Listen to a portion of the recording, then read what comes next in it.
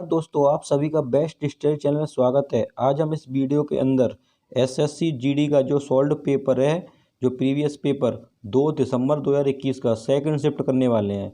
इस वीडियो के अंदर हम 25 प्रश्न जो पुराने एग्जाम हुए हैं उसके अंदर जो जीएस पूछी गई थी वो 25 प्रश्न करने वाले हैं और 25 प्रश्न हिंदी के, मतलब कुल मिलाकर 50 प्रश्न करने वाले हैं। प्रीवियस ईयर पेपर ये 2 दिसंबर 2021 का पेपर है जो सेकंड शिफ्ट का है। तो आप इस वीडियो को अच्छे से देखें क्योंकि ये प्रश्न इंपॉर्टेंट इसलिए हैं क्योंकि ये प्रश्न दोबारा से रिपीट हो सकते हैं जो 2023 के अंदर जो पेपर होगा। ठीक है, तो इसीलिए इन प्रश्नों को आपको अच्छे से देखना है। तो स्टार्ट करते हैं हम सबसे पहले जीएस। तो पहला प्रश्न दिया गया है, निम्नलिखित में से किस वास्तुकार को ब्रिटिश काल के दौरान नई दिल्ली के मुख्य भागों में इमारतों की योजना बनाने और उन्हें डिजाइन करने का श्रेय दिया जाता है। तो देखो ये अच्छा प्रश्न है, दोबारा से रिपीट होने के चांस हैं।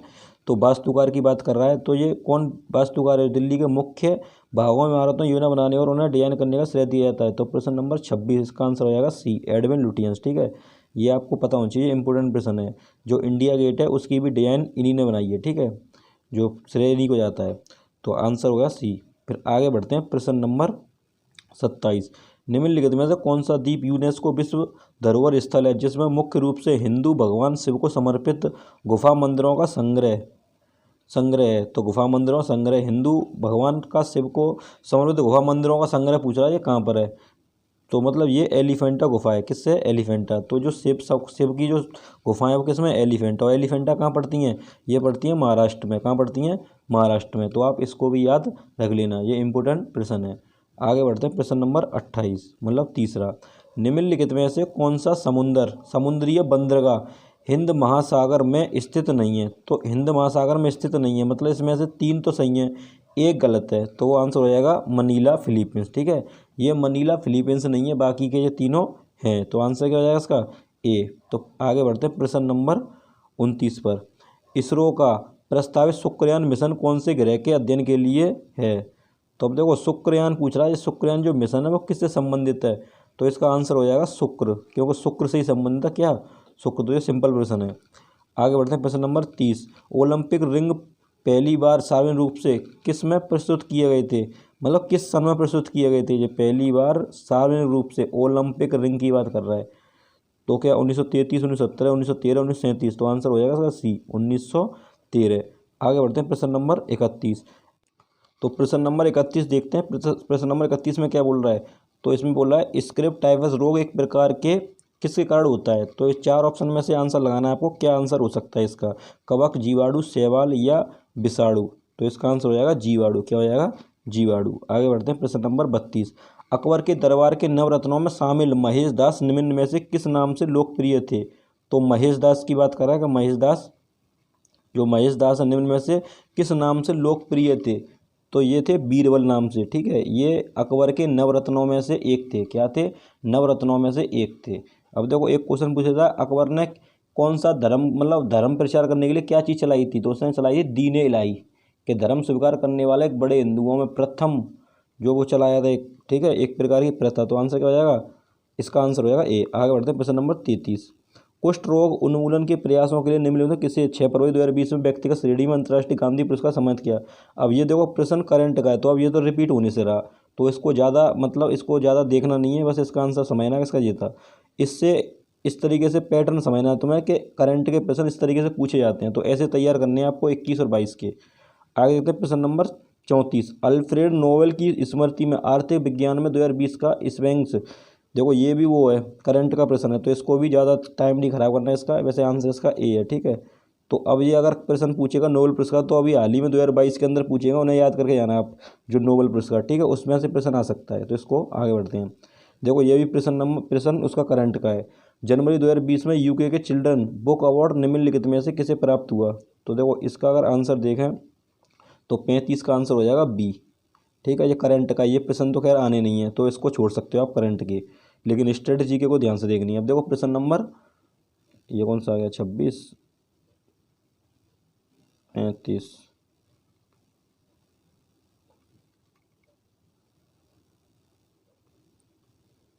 हाँ देखो यहाँ से प्रश्न आता है, प्रश्न नंबर 36 से, क्योंकि 35 तक तो हमने देख लिए।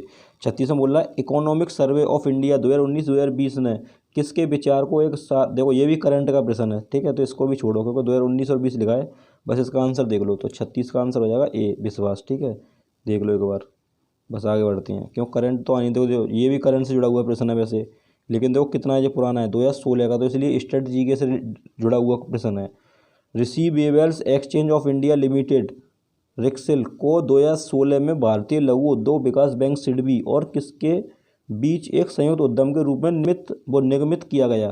तो 37 का आंसर हो जाएगा B, national stock exchange of India. ठीक है, आगे बढ़ते हैं। प्रश्न नंबर 38, मुगल बादशाह शाह आलम द्वितीय ने किस वर्ष बंगाल, बिहार और उड़ीसा की दीवानी अधिकार ईस्ट इंडिया कंपनी को अनुदान स्वरूप देने का फरमान जारी किया। ये देखो क्वेश्चन अच्छा है, ये रिपीट हो सकता है। तो मुगल बादशाह शाह आलम द्वितीय ने, अब बताया, पूछना चाह रहा है किस सन में, तो इसका आंसर हो जाएगा बी, 1765 में। ठीक है, और 1765 में ही एक संधि हुई थी। ठीक है, कौन सी संधि हुई थी वो, तो वो शायद है संधि हुई थी एक, चलो मुझे ध्यान नहीं आ रहा, उसको छोड़ो अभी, आगे बढ़ते हैं। प्रश्न नंबर 39, निम्नलिखित में से कौन एक पेशेवर बिलियर्ड्स खिलाड़ी है।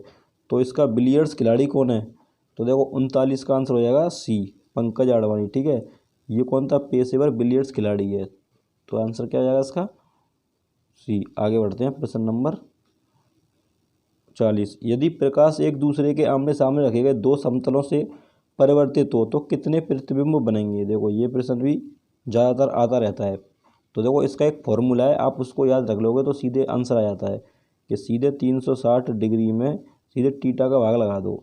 अब टीटा का मतलब हो गया कि यदि प्रकाश एक दूसरे के सामने रखा जाए, एक दूसरे के सामने रखे, मतलब यदि प्रकाश एक दूसरे के सामने रखे जाए तो दो दर्पणों से परावर्तित हों तो कितने प्रतिबिंब बनेंगे।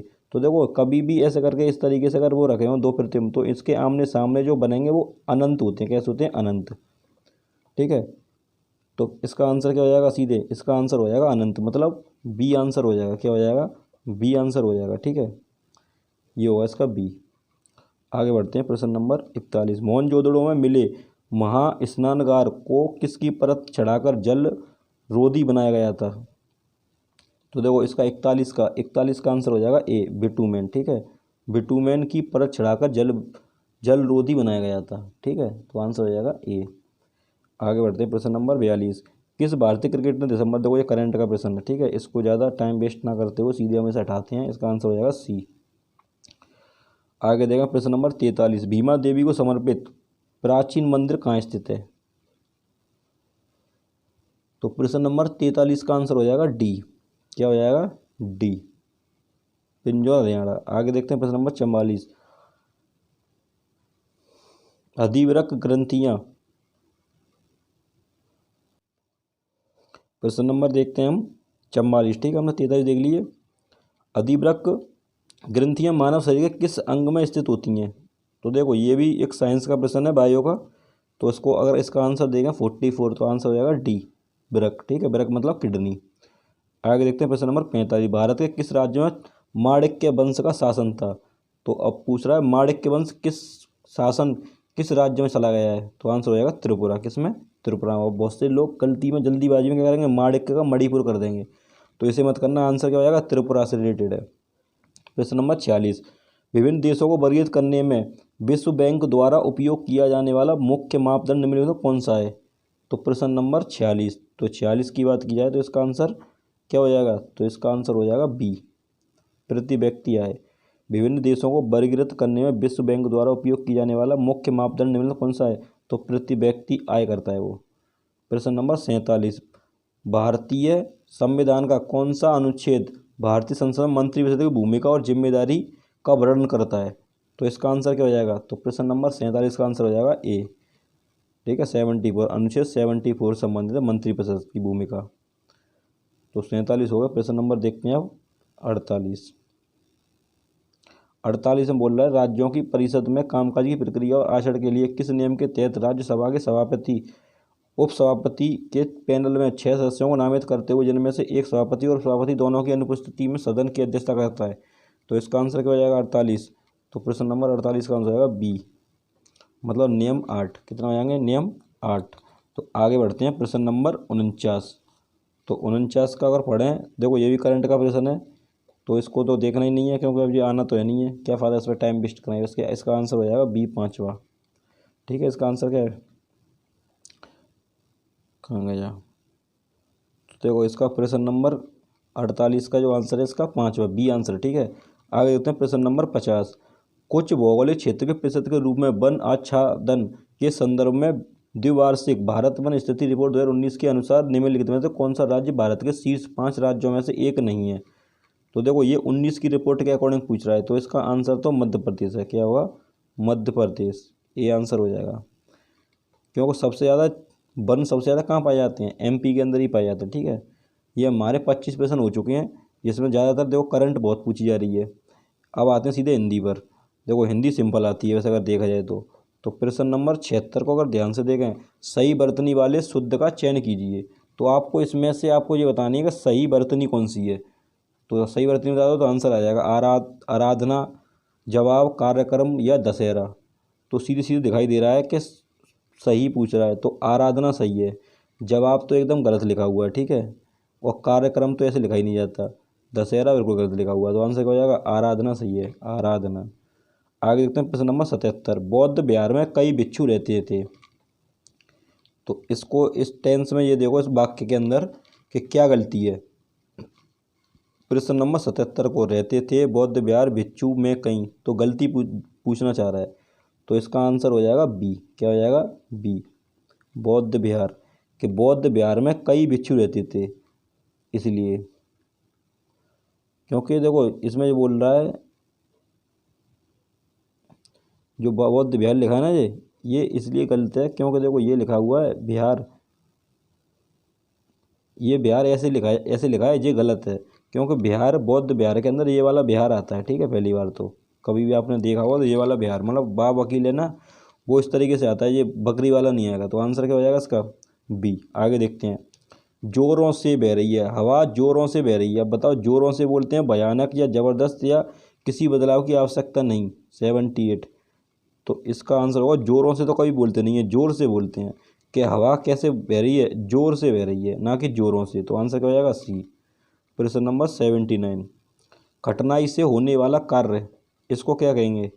तो प्रश्न नंबर 79 इसका आंसर हो जाएगा कष्ट साध्य। क्या बोलेंगे, कष्ट साध्य। ठीक है, आगे देखते हैं प्रश्न नंबर 80।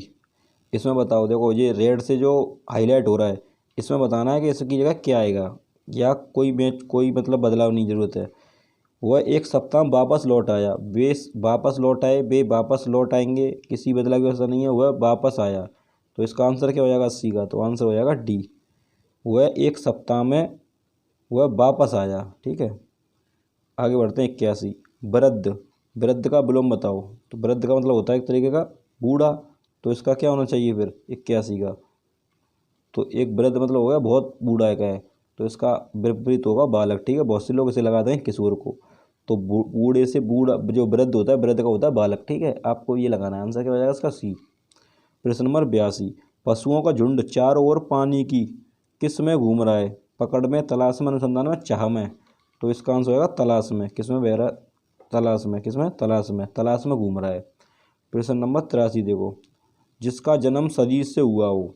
अब जिसका जन्म शरीर से हुआ हो उसे क्या कहेंगे, तो उसको कहेंगे, उसको बोलेंगे पिंडज। क्या बोलेंगे, पिंडज, जिसका शरीर से जन्म हुआ हो। आंसर हो जाएगा सी। प्रश्न नंबर 84। विद्वान का पर्यायवाची बताओ। तो विद्वान अगर पर्यायवाची याद है तो बताओ। तो 84 का आंसर क्या हो जाएगा, ऋषि, तपस्वी, मनीषी या मुनि। तो आंसर हो जाएगा मनीषी। आंसर हो जाएगा सी 84 का। प्रश्न नंबर 85। देश में उद्योग धंधों की कब से क्या हुई। तो क्या हुई इसमें ये पूछना चाह रहा है तुमसे, प्रोन्नति, गति, प्रगति या उन्नति। तो इसका आंसर हो जाएगा डी, क्या हुई, उन्नति। प्रश्न नंबर 86। किरण के समानार्थी शब्द बताइए। तो किरण का समानार्थी बताओ, अच्छी, अब्र, रश्मि या शक्र। तो इसका आंसर हो जाएगा सी। क्या हो जाएगा, सी, मतलब रश्मि हो जाएगा। 86 का आंसर सी। आगे बढ़ते हैं प्रश्न नंबर 87। माथा ठनकना। तो माथा ठनकना, इसका आंसर क्या होगा 87। चोट लगना, गुस्सा होना, संशय होना या चिंता करना। तो 87 का आंसर हो जाएगा सी। क्या हो जाएगा, सी, माथा ठनकना का मतलब होता है संशय होना एक तरीके का, ठीक है। प्रश्न नंबर 88। तो 88 का पूछ रहा है चिड़िया क्या में आती हैं, दहाड़ती हैं, चहचहाती हैं, भौंकती हैं। तो सिंपल प्रश्न है, इसका आंसर हो जाएगा बी कि चहचहाती हैं। क्या हो जाएगा, इसका आंसर हो जाएगा बी। प्रश्न नंबर देखो 89, गर्दन पर सवार होना। तो 89 में क्या होगा, मतलब बुरी हालत करना, पीछा ना छोड़ना, गले पड़ना या जान से मार देना। तो प्रश्न नंबर 89 का आंसर हो जाएगा बी, पीछा ना छोड़ना। आगे बढ़ते हैं प्रश्न नंबर 90। इसमें तुमसे पूछा है, इसके हाईलाइट हो रहा है रेड, इसकी जगह बताओगे इसकी जगह क्या आएगा। तो इसको अगर ध्यान से पढ़ें, उसे तत्कालिक सहायता चाहिए।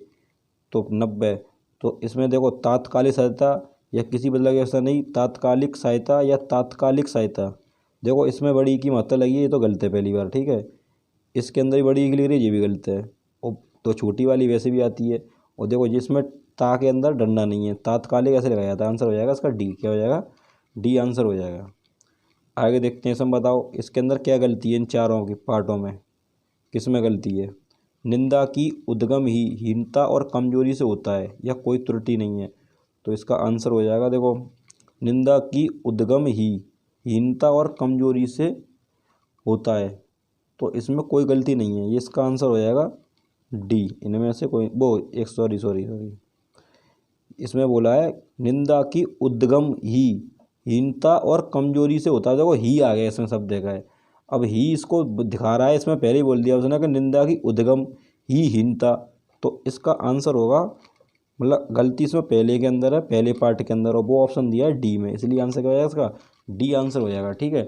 निंदा शब्द की जगह, मतलब ये दिखिए ना ही, इसलिए नहीं आएगा यहाँ पर।